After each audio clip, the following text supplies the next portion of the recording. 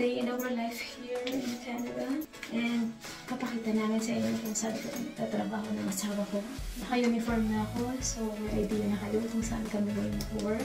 Ito pala yung nagbigay sa amin ng opportunity dito sa Canada para makarating dito at temporary residence visa under Lamia. So ayan, ginising na natin siya. Kasi 5:30 na guys. Tapos, nakapaganda na rin ako ng baon namin. Yan, so Aki is already awake. Maybe he just only have 10 to 15 minutes to prepare naman himself. Yeah, for today's video as well, we're going to show you kung what are the other incomes that we are generating. Ano pa yung ibang mga trabaho ni Aki dito sa Canada. Ano yung ini-expect namin sa Tim Hortons, ganyan-ganyan. So, mabalik tayo guys.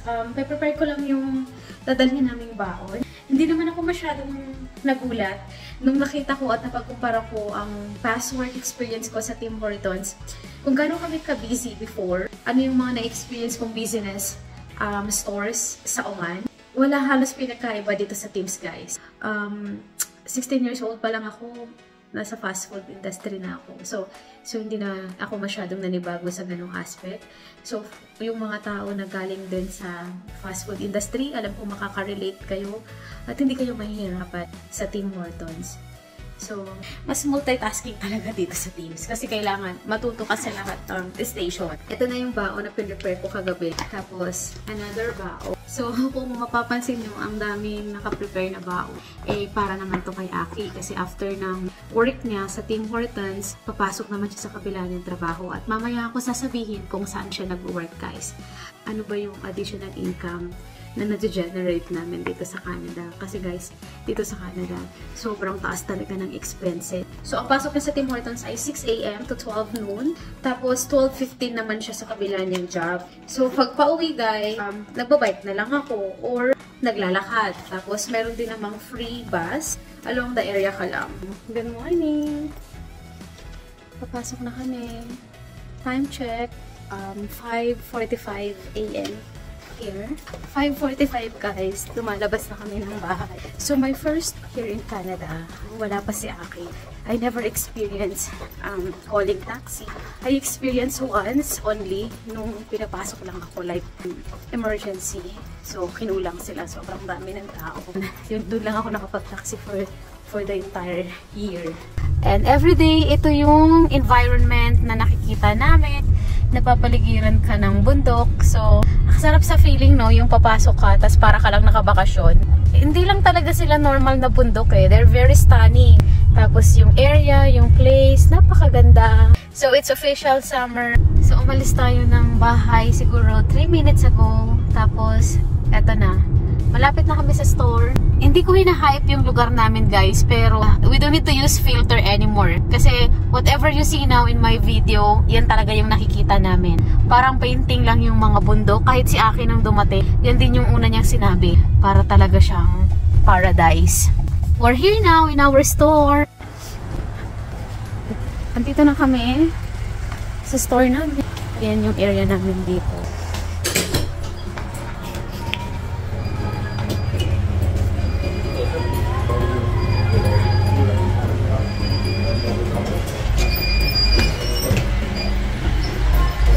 Hello, good morning!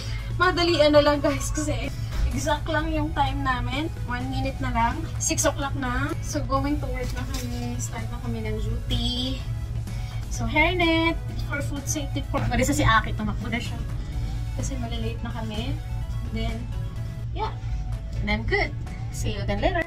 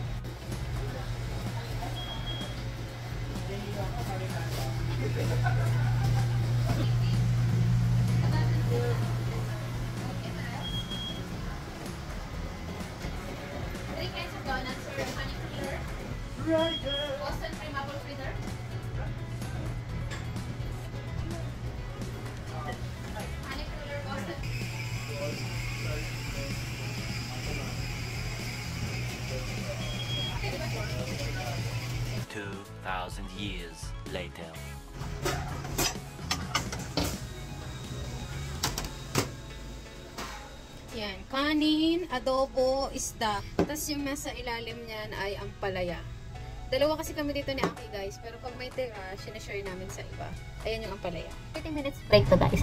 Minsan, kami mga supervisor, nag-station work talaga kami. Dito lang guys sa Pilipinas na pag sinabi nilang supervisor ka, manager ka, magmamanage ka lang. Dito hindi. Kailangan mo talagang mag-work from basic station works. May window time kami dinilip at may incentive din guys every week. May mga gift card na binibigay. Yun naman yung kagandahan din dito. Pag na-hit mo naman yun, after 1 week, gift card, minsan nakaka-receive kami. 60 sa isang linggo, dalawa kami ni Aki, $60. So, syempre, pag hindi po namin yun, pang grocery na din yun. Tsaka dito sa Canada, ang kagandahan lang, yung mga customer dito sa Canada, ang dali lang i-deal ng mga customer. Napakadali lang. Pero dito mo ma-appreciate na ang simple lang ng buhay nila. Kahit na sabihin mo nasa Canada ka.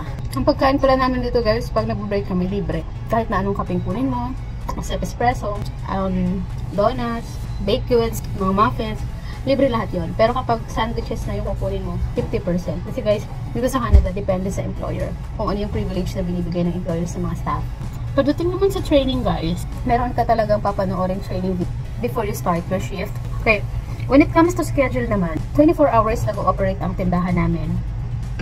Pero close kami sa front or sa front counter ng 10 or 11 o'clock PM. So, limitado na lang yung mga naka-duty nun guys. Tapos, ang kagandahan lang kasi they set a designated person na magi-graveyard lang. So, sila lang yung mga nakaatas na magpanggabi talaga every day. So, mayroon lang rest day breaker kung sino yung tao na nagpapa-rest day lang doon sa dalawang graveyard. So, may dalawang graveyard lang kami dito everyday, front and back. Okay, ang trend naman ng mga customer dito ay napaka-busy sa morning. Magsisimula ng 6 o'clock ang busy or 7 o'clock, lalo na kapag summer. 6 pa lang, ang haba na ng pila. 12 o'clock, Akila will be out na in Teams. Tapos, 12:15 yung pasok niya sa kabila niyang work. So, ang ganda guys, oh. Ang ganda ng weather ngayon. Okay. Bye-bye. Take care.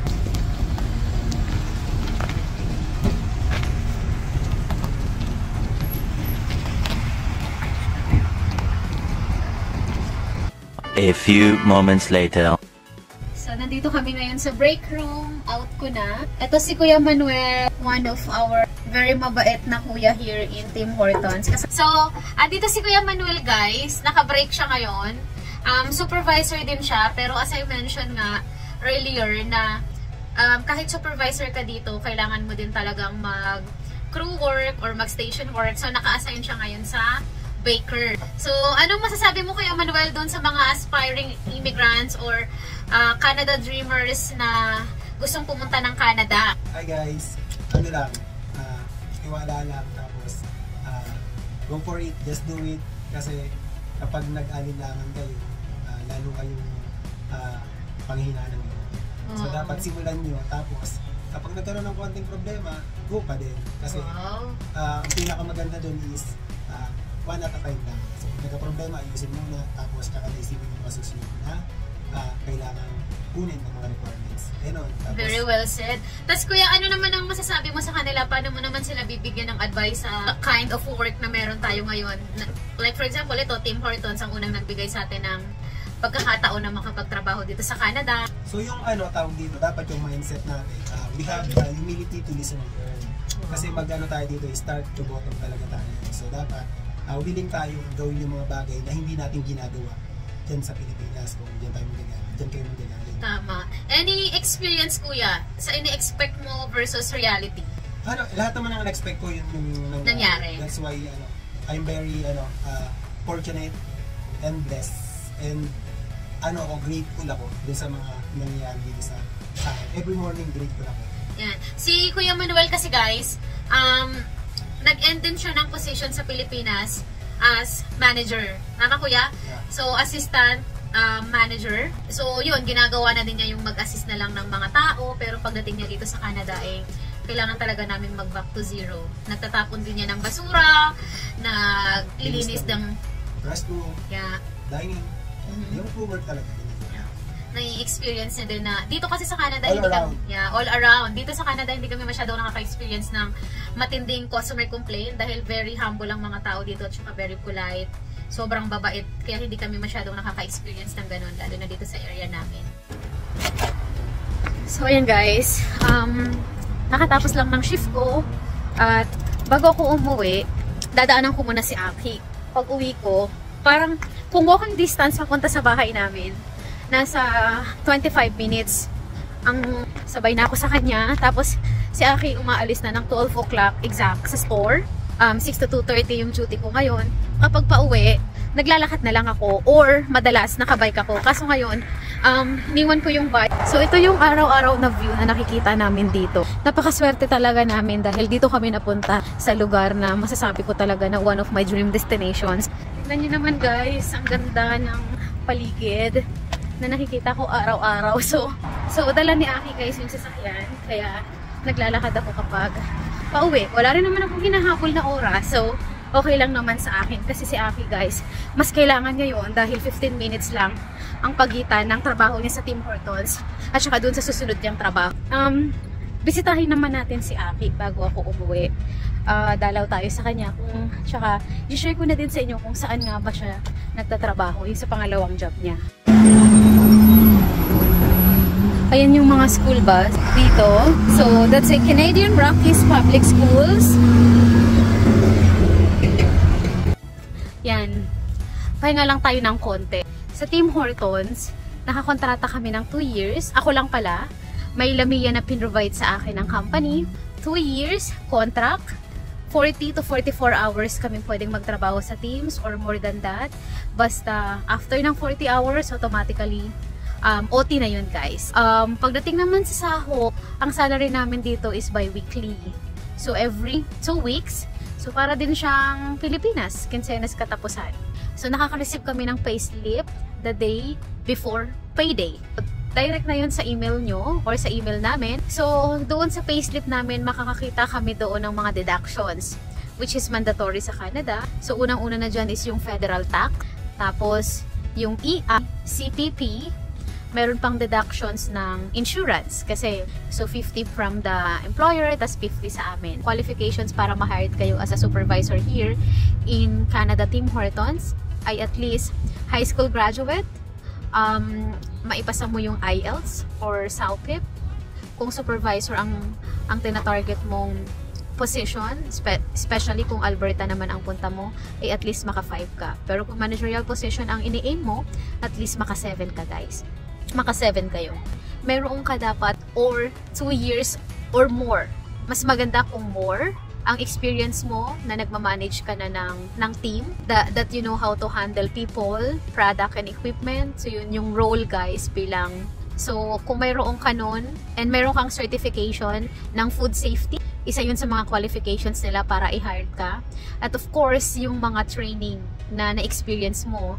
And lastly guys, one of the requirement na nire-required nila para ma-hire ka doon sa designation na ina-applyan mo, lalong-lalo na kung gusto mo makarating dito sa Canada.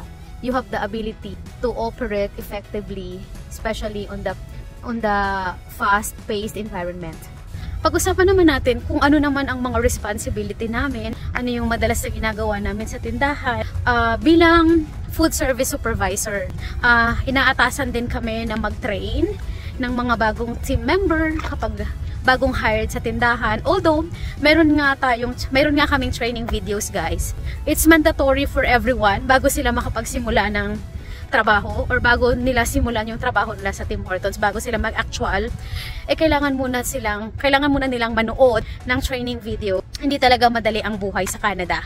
Ito yung sinasabi nila na kahit ano pa yung position mo, pero pagdating sa Canada, everyone will be equal talaga, lalo na kung papasok ka sa mga ganitong klaseng trabaho. So, na-experience namin, lalo na nung bago pa kami, magtapon ng basura, maglinis ng lobby, magkuskus or maglinis ng washroom, magpunas ng tables na pinagkainan ng mga customers. So, kung ikaw ang supervisor in charge, kailangan mong ma-accomplish sa mga staff, syempre dapat matapos nila ng maayos yung garbage, pagtatapon ng basura, paglilinis ng lobby, paglilinis ng washroom, yung mga stocks, guys. You're going to monitor the wastages on your shift. You're going to monitor the targets of your shift. Like, ang pinaka-aim talaga namin, guys, and a target talaga namin on our daily duty to achieve our window timing. So, especially in drive-thru. And aside from that, of course, we're targeting that we will not experience a complaint, especially a major complaint coming from the customers. Malaki ang kaibahan ng Tim Hortons sa mga napagdaanan naming trabaho sa Pilipinas or sa Oman. Dito sa Canada, parang dito namin mas na-appreciate yung chill na lang. Kailangan ma-achieve yung goal, pero hindi na ganun ka-stress. Hindi na madadala sa bahay, makakapagpahinga ka ng maayos pag umuwi ka. Yun yung masasabi ko na kaibahan ng trabaho naman dito sa Canada. Hi guys! So, nandito tayo sa Canadian Tire. Bibisitahin natin yung pangalawang work ni Aki. So, dito si Aki, for now, naka full time. Nag-i-start yung duty niya dito ng 12:15 PM hanggang 9:15 PM. Every day except Friday and Saturday. Pasok tayo sa loob. Tignan natin yung ginagawa niya, guys. Welcome to Canadian Tire.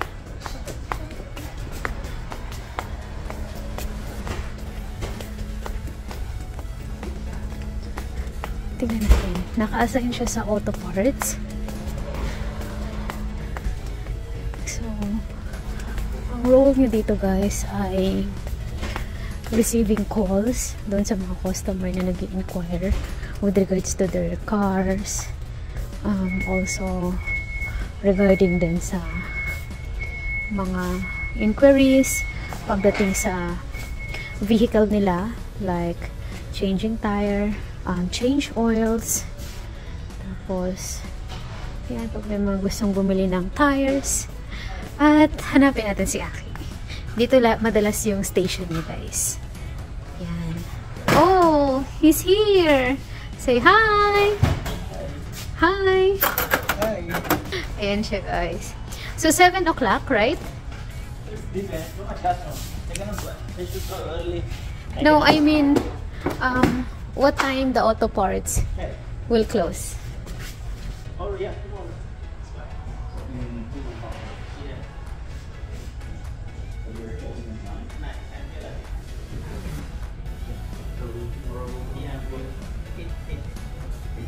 There is one customer buying him a battery, car battery.